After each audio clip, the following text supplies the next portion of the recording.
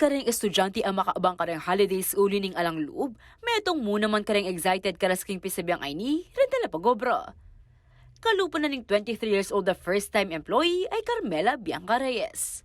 So bilang bayang empleyado, look forward ko lang holidays syempre. Lalo na pag holidays, alang loob, makapag-spend time ka with your family at makapagpainawa ka from work. And syempre, if kailangan lungob tamot, at least ka rin at tamong extra pay. King Proclamation number 368, may dideklarala ring mapilang regular holidays at special non-working days parang ngening banwa o year 2024. Kaya bekeni ing pamagmasusi kin Chinese New Year kang February 10. March 28 naman ing Monday Thursday, 29 ing Good Friday at 30 ing Black Saturday.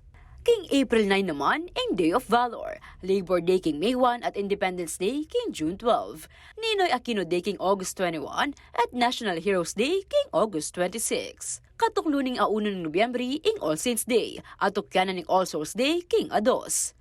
Bonifacio Day naman king November 30 at karas na ning tauling bulan na ning 2024, particular na king December 8, maganap yung kapiesta na ning Immaculate Conception of Mary, Christmas Eve king December 24 at Christmas Day king 25. Rizal Day naman king December 30 at ing tauli ng Aldo ng Banwa, December 31. Samantala, migpaluwal niya mga paganaka ang Department of Labor and Employment o DOLE para kareng payrolls karing holiday. Tanggap yung 200% ng kayang sweldo ng empleyadong may gobrang 8 oras keng metong a regular holiday. Istong lampas naman king 8 oras, bayaran na ng kumpanyang karagdagang 30% na ng hourly rate na para king may sabing aldo. Kung sakali namang misakto king rest day ng regular holiday at nilubi ang talapagobra, makakatanggap yung karagdagang 30% ng basic wage ini bukod pa king 200% akwa na. At nung mitago namang migit 8 oras ang inobran kay panahon na ng regular holiday arrest day mo naman, dapat niyang bayaran ng employer ang employee at dagdag 30% na ng hourly rate.